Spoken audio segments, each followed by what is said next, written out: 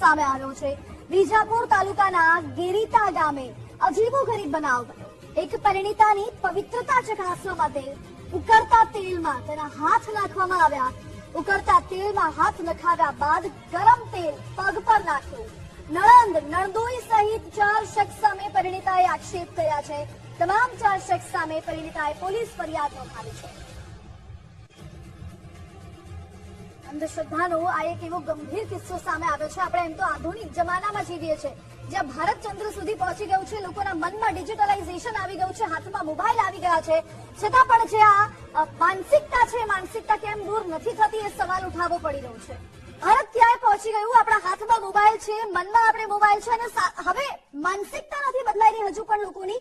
અંધશ્રદ્ધાના આવા કિસ્સાઓ હજુ પણ બને છે। ટ્રેન ચાલે કે જ્યાં આગળ જેમિનીમાં ટ્રેન ચાલે રેટ્રો પીકનો, અને એ સમયમાં એઆઈ ટેકનોલોજીની અંદર જીવતું આ ભારત અને ગુજરાત કે જે ભારતનું ગ્રોથ એન્જિન છે કે જેના મોબાઈલમાં આખી દુનિયા સમાઈ જાય છે। અત્યારે કયો એવો વ્યક્તિ છે કે જેના હાથમાં સ્માર્ટફોન નથી અને કયો એવો વ્યક્તિ છે કે જેને આ સમજણ નથી પડતી, પરંતુ કટુ માનસિકતા અને વિકૃત મગજવાળા વ્યક્તિઓ પણ હજી આપણે આ સમાજની અંદર હયાત છે।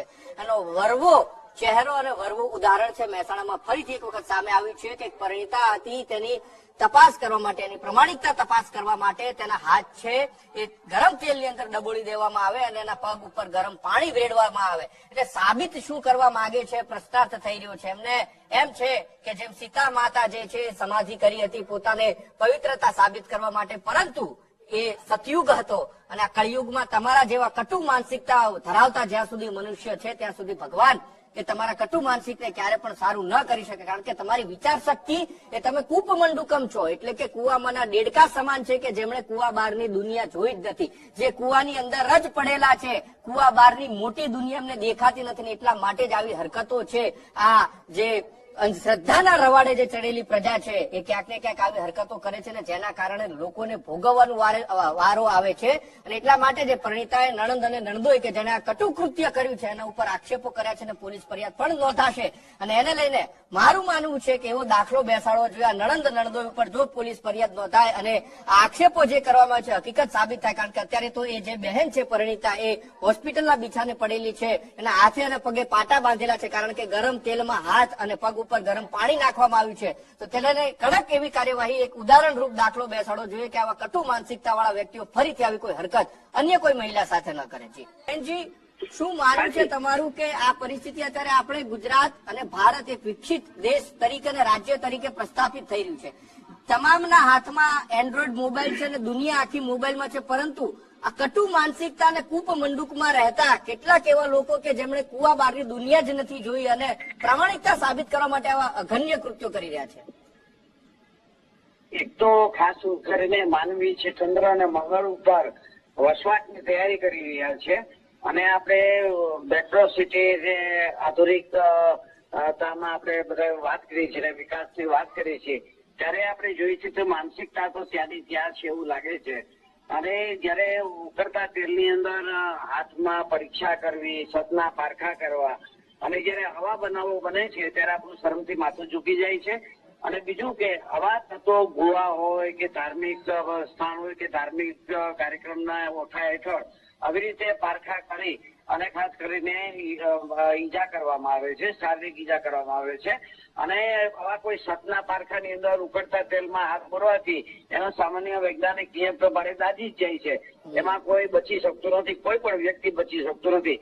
ત્યારે હજી પણ આ માનસિકતા છે ત્યારે આપણને ઘણું દુઃખ થાય છે। અને આમાં જેટલા સામેલ હોય મહેસાણા, અમે આની માહિતી મેળવી છે અને કસૂરવાર હોય એના સામે કડકમાં કડક કાર્યવાહી થાય। આવો જ કિસ્સો એક રાપરમાં બન્યો હતો અને કોર્ટે બધા જેટલા સંડોવાયેલા હતા 7 વ્યક્તિ જેલ હવાલે કર્યા હતા, અને વિજ્ઞાન જાતાની અહમ ભૂમિકા હતી। અને આ જ કિસ્સાની અંદર પણ હું વિગત માત્ર માહિતી લઈ અને જે કોઈ કસૂરવાર હોય, જેને આવી કોઈ માનવ જિંદગી સાથે ખિલવાડ કર્યો હોય, આવા તત્વોને કદી છોડાય નહીં અને પોલીસ તંત્ર કડકમાં કડક કાર્યવાહી કરે તેવી જાતા માંગ કરે છે। બિલકુલ જયંતજી, આમાં લોકોની જાગૃતિ પણ એટલી જવાબદાર છે, લોકોએ પણ જાગૃત થવું પડશે। હવે આપની વાત સાથે હું આપની ચેનલ સતત પ્રયત્ન કરે છે, લોકો અંધશ્રદ્ધામાંથી બહાર આવે અને લોકો પોતાના સુખાકારી માટે વિચારે, એના માટે સતત આપ પ્રયત્નશીલ છો। હું તમારી સાથે છું, અને જે આપણે જોઈ છીએ કે ભાઈ આપણે આધુનિક યુગમાં જીવીએ છીએ પણ જે હજી પણ ખાસ કરીને અમુક તત્વોને કારણે સમગ્ર દેશની અંદર આપણે નીચા ચડું થાય છે. અમે વિદેશ અને બીજા રાજ્યોની અંદર મુલાકાતો કરતા હોય છે, કાર્યક્રમો આપતા હોય છે, ત્યારે ગુજરાતની અંદર 15-20 જગ્યાએ ઘટના બને છે અને વિજ્ઞાન જતા વખોડે છે. બિલકુલ જયંતજી, આભાર અમારી સાથે જોડાવા બદલ. એટલે પરિસ્થિતિ અહીંયા એ છે કે આ પરિસ્થિતિની અંદર આપણે એઆઈ ટેકનોલોજી અને સાથે જે ચંદ્ર ઉપર જવાની વાતો કરીએ છીએ, પરંતુ એ માનસિકતા આપણા મગજમાંથી જવી એટલી જરૂર છે કે જેટલી આપણે ટેકનોલોજી સાથે જોડાયેલા છીએ. જ્યાં સુધી આ જાગૃતતા નહીં આવે ત્યાં સુધી આ કિસ્સાઓ અંધશ્રદ્ધાના બંધ થાય, રોક લગાવી એ ખૂબ મુશ્કેલ દેખાઈ રહ્યું છે.